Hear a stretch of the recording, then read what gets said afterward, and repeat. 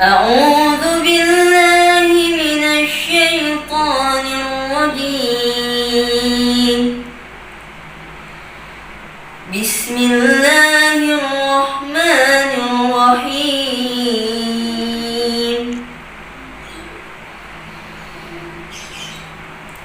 ولكل أمة جعلنا منسكا ليذكروا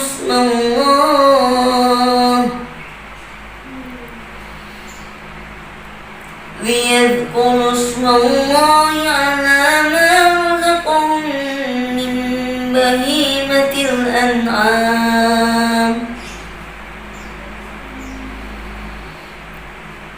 فإلهكم إله واحد فله أسلموا وبشر المخبتين.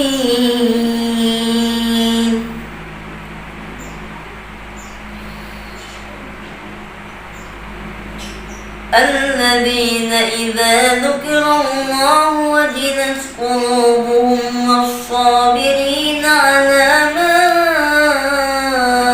أصابهم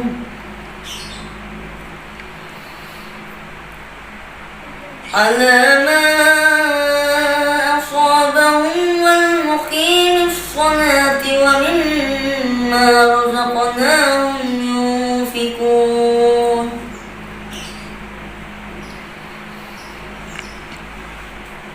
والبدن جعلناها لكم من شعائر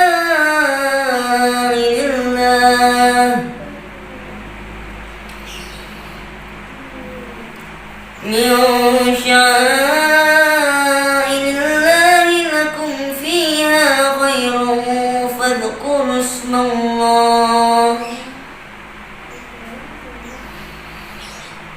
فاذكروا اسم الله عليها صواف.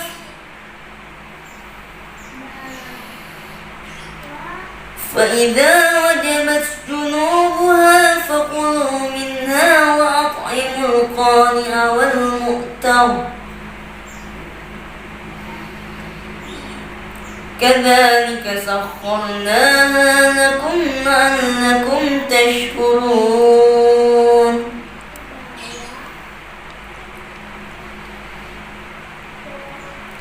لن ينال الله لحومها ولا دماؤها ولكن يناله التقوى منكم. كذلك سخرها لكم لتكبروا الله على ما هداكم وبشر المحسنين. صدق الله العظيم. Assalamualaikum warahmatullahi wabarakatuh.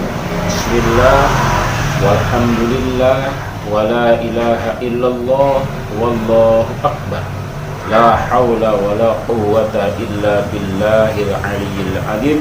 Allahumma shalli wa sallim wa barik ala sayyidina wa maulana Muhammad ibn Abdillah wa ala alihi wa ashabihi wa mawala, amma ba'du.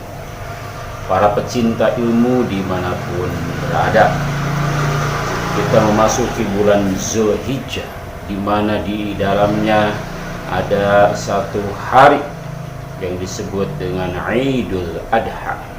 Yang dilanjutkan setelah Idul Adha, kita menyembelih hewan kurban tanggal 10, tanggal 11, tanggal 12, tanggal 13. Disebut dengan hari tasyrik. Ini sebuah perjalanan kehidupan seorang kekasih Allah, seorang Nabi Allah, seorang Khalilullah, yakni Nabiullah Ibrahim alaihissalam. Di dalam Al-Quran Allah berfirman, A'udzubillahi minasyaitonirrajim. Qad kanat lakum uswatun hasanah fi Ibrahim. Sungguh ada bagi kalian contoh yang baik dalam diri Nabi Ibrahim. Kalau saat ini kita mengenal PJJ atau BDR, pengajaran jarak jauh atau belajar di rumah, ini sebenarnya sudah dicontohkan oleh Nabi Ibrahim. Jadi PJJ ini ribuan tahun yang lalu sudah dicontohkan dan sukses luar biasa. Dalilnya apa? Banyak dalilnya. Di antaranya adalah di dalam surat Ibrahim ayat 37. Nabiullah Ibrahim berdoa kepada Allah Subhanahu wa taala yang diabadikan di dalam Al-Qur'an. Rabbana inni askantu min dzurriyyati biwadin ghairi dzi zar'in 'inda baitikal muharram. Rabbana, wahai Tuhan kami, ini sesungguhnya aku askantu, aku menempatkan, min dzurriyyati, sebagian keturunanku, biwadin ghairi dzi zar'in, di satu tempat yang tidak ada tanaman, inda baitika, di sisi rumahmu, al-muharram, yang terhormat. Jadi ceritanya Nabiullah Ibrahim dengan Siti Hajar, dengan anaknya yang masih bayi merah, kemudian mengadakan perjalanan dari Palestina ke Makkah. Kalau sekarang, dulu disebut biwadin ghairi dzi zar'in.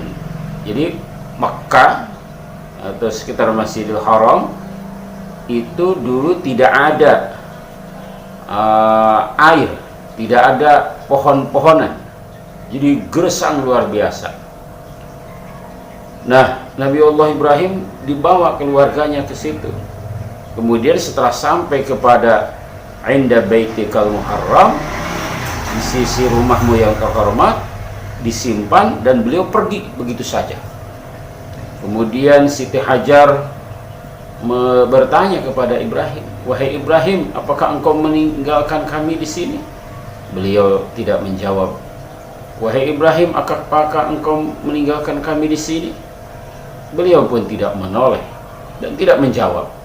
Tapi ketika ditanya oleh Siti Hawa, apakah ini adalah perintah Allah? Maka Nabiullah Ibrahim menjawab, na'am, iya. Sudah, hanya itu saja yang disampaikan oleh Nabi Ibrahim. Maka dengan penuh keyakinan Siti Hajar, karena suaminya meninggalkan atas perintah Allah, maka beliau husnudzon kepada Allah bahwa Allah tidak mungkin menelantarkan dia dan anaknya.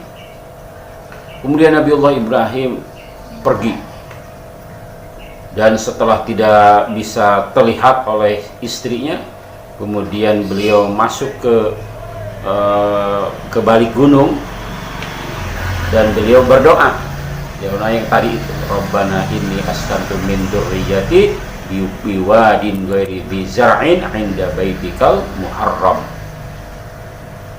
Ini satu pelajaran penting yang luar biasa, bahwa biwadin ghairi dzi zar'in itu adalah tempat yang sulit, tempat yang gersang, tidak ada tanaman, tidak ada air. Bayangkan seorang bayi yang masih merah, hanya ditinggalkan sisa-sisa minum Nabi Ibrahim, kemudian tanpa perbekalan yang memadai. Ini kan secara logika akan menemukan banyak kesulitan, tapi dengan keyakinan Siti Hajar, maka beliau berhusnudzon kepada Allah Subhanahu wa taala. Artinya apa? Bahwa anak itu tidak mesti dipenuhi dengan berbagai kemudahan, fasilitas, supaya akan tumbuh menjadi pribadi yang tangguh. Yang kedua, inda baitikal muharram, di sisi rumahmu yang dimuliakan. Jadi kesulitan, tapi yang bisa mendekatkan diri kepada Allah Subhanahu wa taala. Kalau di pesantren misalkan, Di pesantren itu serba terbatas, serba ada aturan. Ini sangat tepat. Ini napak tilas Nabiullah Ibrahim. Di situ ada banyak kesulitan dalam tanda petik ya, dan mendorong kita untuk beribadah dengan mudah kepada Allah. Maka bersyukur orang yang bisa ikut di pesantren.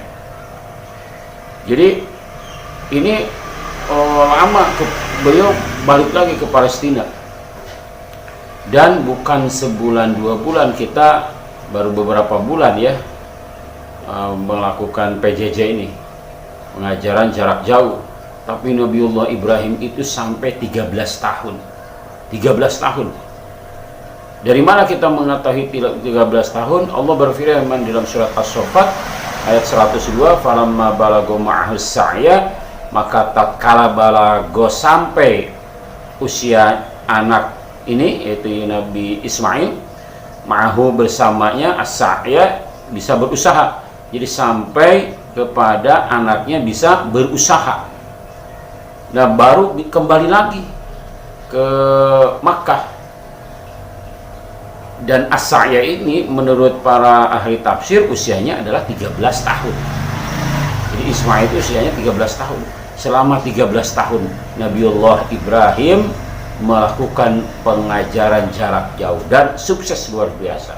Terbukti dengan ketika datang rindu, dan setelah malamnya tiba beliau bermimpi menyembelih, dan disampaikan kepada putranya ini.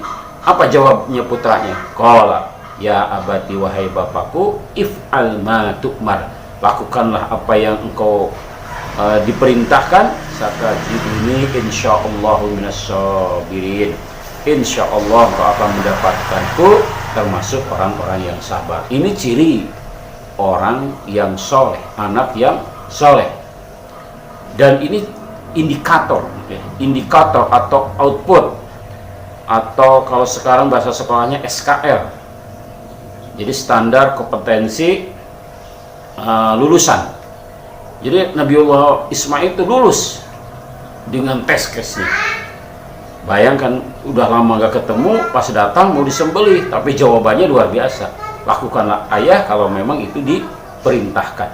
Ini jawaban anak yang soleh. Dan Nabiullah Ibrahim pasti bahagia melihat anaknya yang soleh. Tidak mungkin kalau dibiarkan begitu saja tanpa sebuah pendidikan.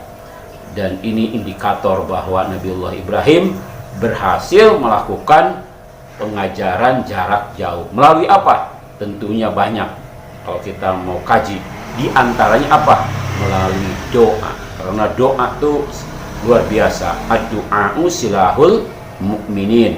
Maka jangan pernah putus dari doa kepada Allah, walaupun kita di tempat yang jauh dengan keluarga kita. Insya Allah Allah kabulkan semua hajat-hajat kita.